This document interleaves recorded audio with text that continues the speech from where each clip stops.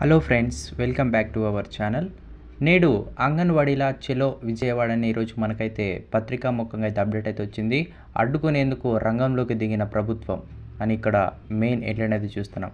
వైకాపా ప్రభుత్వంపై అంగన్వాడీలు పోరాట తీవ్రతను పెంచారు. తమ న్యాయమైన డిమాండ్లు నెరవేర్చడంలో సీఎం జగన్ మొండి వైఖరిని నిరసిస్తూ సోమవారం చెలో విజయవాడ కార్యక్రమాన్ని తలపెట్టనున్నారు. రాష్ట్ర వ్యాప్తంగా సేకరించిన కోటి సంతకాల పత్రాలను జగన్కి ఇచ్చేందుకు తరలివారిని అంగన్వాడీల సంఘ ప్రతినిధులు పిలుపునిచ్చారు. ఈ కార్యక్రమాన్ని 2 విడతల్లో చేపట్టనున్నట్టు తెలిసింది. మొదటి విజయవారం, ప్రకాశం, బాపట్ల, విశాఖపట్నం, అనకాపల్లి, పల్నాడు, అన్నమయ్య, తిరుపతి, నంద్యాల జిల్లాల కార్యకర్తలు సోమవారం విజయవాడ చేరుకునేలా ప్రణాళిక రచించారు.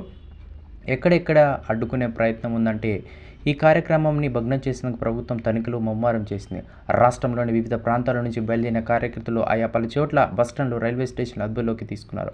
విజయనగరంలో సిఐటియు నాయకుడు సుధారాణి గృహ నిర్బంధం చేశారు. కాకినాడ, తూర్పుగోదావరి జిల్లాలోని పలువురి అడ్డుకున్నారు. శ్రీకాకుళం నుంచి వెళ్తున్న వారికి ఫకీరుపై అడ్డుకొని 316 మంది పోలీస్ స్టేషన్లు తరలించి కేసు అయితే నమోదైతే చేయడం జరిగింది. సో ఇక్కడ విజువలైజ్లో అయితే చూస్తున్నాం. విజయవాడ ధర్నా చౌక్ వద్ద ఆదివారం రాత్రి 11 గంటల సమయంలో రోడ్డుపై నిద్రిస్తున్న కార్యకర్తలు రాజమహేంద్రవరం విజయవాడ ప్యాసింజర్ రైలు నుంచి అంగన్వాడీలు కిందికి దించేస్తున్న పోలీసులు.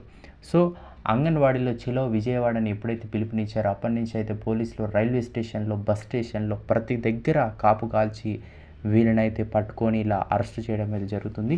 దీనిపై అంగన్వాడీలు అయితే తీవ్ర విమర్శలు చేస్తున్నారు వైసీపీ జగన్ ప్రభుత్వం మీద. మరి చూడాలి ఈ యొక్క అంగన్వాడీల సమ్మె ఎటుపోతుందనేది చాలా రాష్ట్ర వ్యాప్తంగా చాలా చర్చనీయంగా అయితే మారింది. మరి వీళ్ళ డిమాండ్లు పరిష్కరించారా చూస్తున్న మీరు కామెంట్ చేయడానికి ప్రయత్నించండి.